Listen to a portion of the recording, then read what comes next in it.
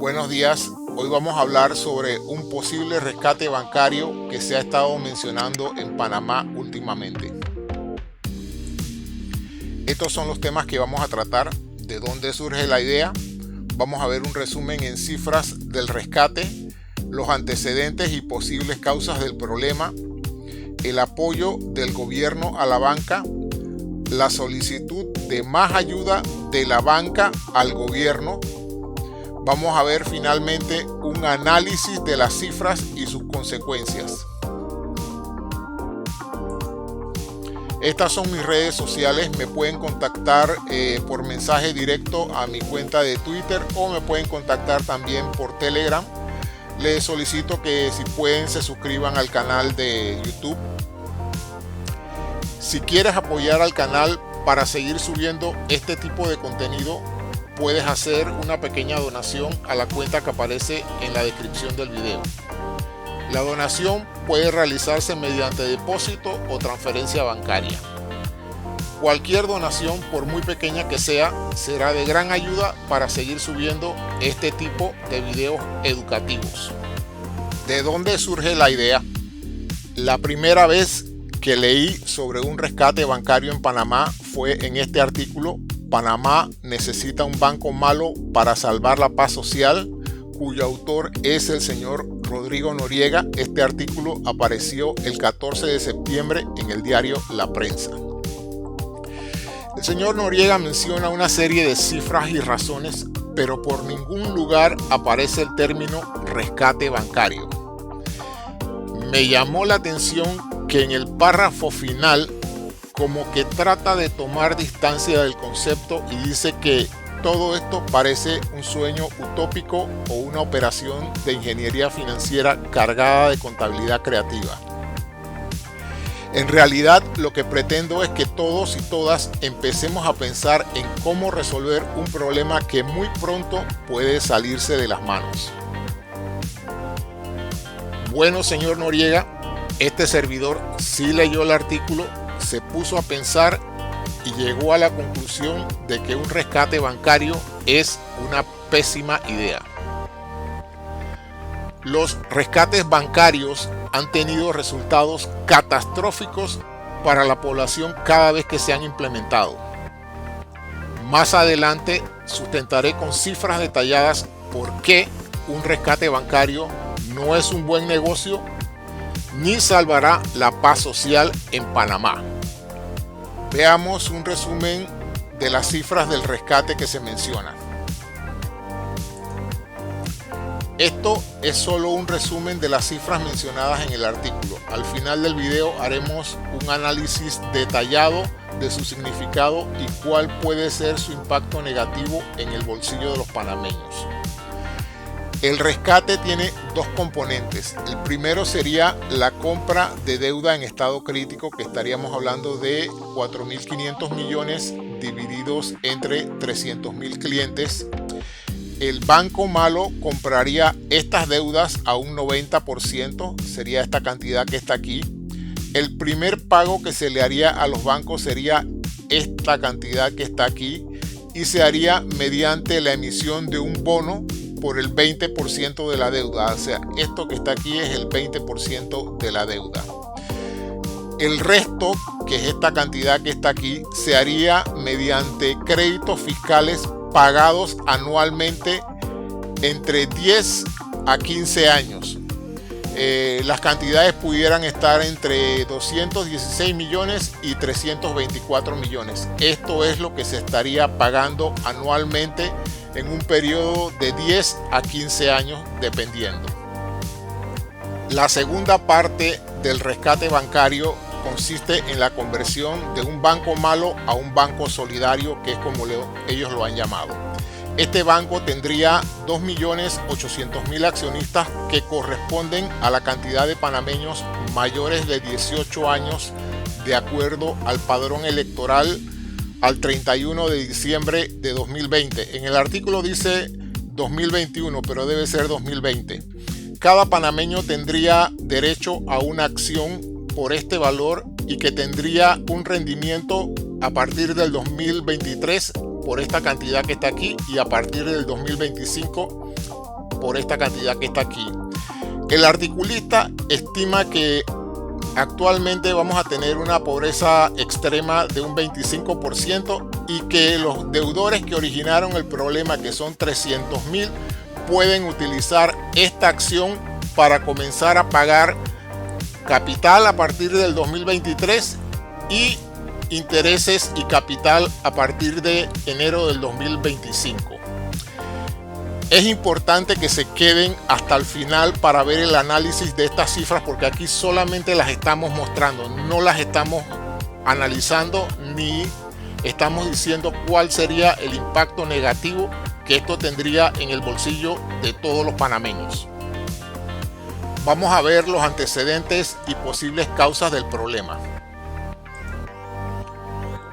Una de las principales causas del problema es la insistencia de la banca en recurrir al subsidio del interés preferencial.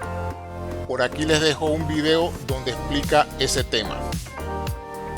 Los intereses preferenciales se utilizaron para intentar solucionar la sobreoferta inmobiliaria en Panamá, que antes de esta crisis mundial de salud por allá en el 2019 ya la industria inmobiliaria la había reconocido. Esto provocó que los bancos se llenaran de hipotecas con valores inflados que posteriormente se convirtieron en hipotecas tóxicas o deuda mala. Otra de las causas fue la negativa de los bancos a reducir los intereses. La negativa de los bancos a reducir los intereses para proteger el valor de sus activos hipotecarios lo pueden ver en este video aquí, que se llama Reducción de tasas de interés como alivio financiero. Lo anterior obviamente provocó un fuerte impacto negativo en la cartera hipotecaria de los bancos en Panamá. Esto lo pueden ver en el video Moratoria extendida a los 3 minutos y 57 segundos. Ahí se muestra cuál es el fuerte impacto que tiene cuando un banco tiene que ejecutar la hipoteca, sobre todo si es una hipoteca que ha sido adquirida recientemente. El gobierno, al percatarse de la situación que estaban pasando los bancos, le ofreció un apoyo que vamos a ver detalladamente en qué consiste. Esta es la primera ayuda que el gobierno panameño le ofreció a la banca privada de Panamá. Esto lo pueden ver en un video que está por aquí, pueden entrar y ver el detalle de esto. Básicamente, el gobierno panameño solicitó créditos internacionales por 1.300 millones de dólares para canalizarlos en préstamos a través de la banca privada panameña. Cabe mencionar que cuando este anuncio se hizo, el ministro Alexander fue fuertemente cuestionado. Por ejemplo, a él se le preguntó que por qué no a través de la banca estatal, es decir, canalizar los fondos a través de la banca estatal si los fondos tienen garantía estatal. Según Alexander, porque como Panamá no tiene un banco central, se tiene que tener un prestamista de última instancia, entre comillas. Lo que se busca es estar seguro de la liquidez del sistema bancario. Esto facilita mucho las transacciones que pueden hacer los depositantes. Precisamente porque Panamá no tiene un banco central, no puede tener un prestamista de última instancia. Poner al Estado panameño o al Banco Nacional a hacer el papel de un banco central es jugar con candela, y parece que mucha gente así lo entendió. Posteriormente, la banca panameña salió a hacer unas declaraciones diciendo que no ha recibido ayudas o subsidios del Estado. Vamos a desgranar esto. El Estado panameño ha puesto a disposición de la banca privada panameña una facilidad crediticia por 1.300 millones de dólares. Si eso no es ayuda, yo no sé cómo se llama. Y en cuanto al tema de los subsidios, los bancos han estado recibiendo el interés preferencial, que es un subsidio desde hace bastante tiempo. De hecho, los intereses preferenciales son una de las causas que tienen a los bancos llenos de hipotecas tóxicas, de hipotecas infladas que se han convertido en deuda mala. Ellos posteriormente dijeron que ellos no han utilizado todos esos fondos, que realmente han utilizado 200 millones, menos de 300 millones de dólares, y que quedan como 1.000 millones de dólares que están disponibles para utilizarse. Eso lo pueden ver en detalle en el artículo aquí, y les dejo el enlace para que puedan entrar y ver detalladamente en qué se ha prestado de los 200 millones que ellos dicen que han utilizado. En adición a la ayuda que ya les habían ofrecido, los bancos solicitaron más ayuda al gobierno en la figura de garantías estatales, como lo vamos a ver a continuación. Esta es la ayuda adicional que la banca está solicitando al gobierno. En palabras del superintendente bancario, sería altamente valorado que el gobierno implementara un programa de garantías gubernamentales para la banca. Eso básicamente lo que quiere decir es que si el préstamo se paga bien y a tiempo, las utilidades son para la banca privada. Pero si sale mal, el gobierno es el que tiene que salir a responder. Esto es lo que se llama privatización de las ganancias y socialización de las pérdidas. Y es lo que ocurrió con la crisis mundial del 2008, donde el gobierno de Estados Unidos rescató a los bancos privados. A mí me queda una pregunta: ¿por qué están solicitando más ayuda si todavía no han utilizado los 1.300 millones que se le pusieron a disposición el año pasado? Ok, acá nuevamente vuelve a insistir en el tema. Miren lo que dice aquí. Castillo dejó claro que se debe prestar bien, en el sentido de que se deben dar las condiciones para que el banco recupere el préstamo concedido. Una de las alternativas que promueve el sector bancario es la creación de un programa de garantías estatales para compartir riesgos. Es decir, es exactamente lo mismo. Si el préstamo sale bien, las ganancias son para la banca privada. Y si sale mal, es el gobierno el que tiene que salir a dar la cara. Miren esto. A mí me llama mucho la atención esta frase que está aquí. Él dice: el sistema está sumamente líquido. Yo me pregunto, si el sistema está sumamente líquido, ¿por qué no utilizan esa liquidez para prestarle a sus clientes? Aquí definitivamente hay algo que no me cuadra. Ahora sí, vamos a ver un análisis detallado de las cifras y sus consecuencias. Les pido que presten mucha atención, porque estas cifras tienen un gran impacto negativo en el bolsillo de la mayoría de los panameños. Este rescate me recuerda mucho al famoso FOBAPROA, que muchos mexicanos consideran que es la estafa más grande que se le ha hecho al pueblo mexicano. Pueden ver un video por aquí donde se detalla qué fue lo que ocurrió. Ok, volvemos a Panamá. El rescate se inicia con la compra de 4.500 millones de dólares de deuda mala a la banca panameña al 90% de su valor. Aquí ya comenzamos mal, porque si es deuda mala, su valor en el mercado no es superior al 25%, porque es precisamente eso, deuda mala, difícil de recuperar. Para pagar esa deuda, el gobierno panameño emitiría un bono por el 20% de la deuda, que es esta cantidad que está aquí. Este sería el primer pago que se le haría a los bancos. El resto se haría mediante créditos fiscales. Por 10 a 15 años se estarían negociando anualmente esta cantidad o esta cantidad que está acá, hasta que finalmente se cubra este total que está aquí. Ok, vamos a hacer un análisis de esas cifras. Ya vimos que el gobierno adquirió una deuda por 4.050 millones de dólares, que es el 90% de la deuda mala que le compró a los bancos. Vamos a ver primeramente un escenario extremadamente optimista. Digamos que el gobierno panameño recupere el 100% de la deuda mala. Es decir, le pagó esto a los bancos y recuperó el 100%. Ahí se estaría ganando 450 millones de dólares. Sin embargo, vamos a ver otro escenario. Vamos a ver un escenario también optimista de un 50%. Digamos que el gobierno recupere 50% de la deuda. Ahí ya en esa operación el gobierno está perdiendo 1.800 millones de dólares. Sin embargo, hay más.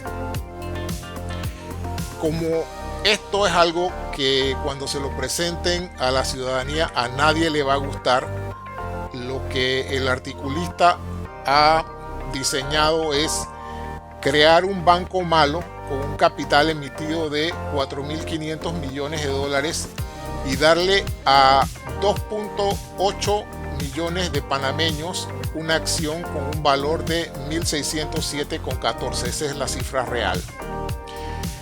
Entonces él dice que esa acción se pudiera utilizar para pagar deudas bancarias o para pagar deudas con el Estado.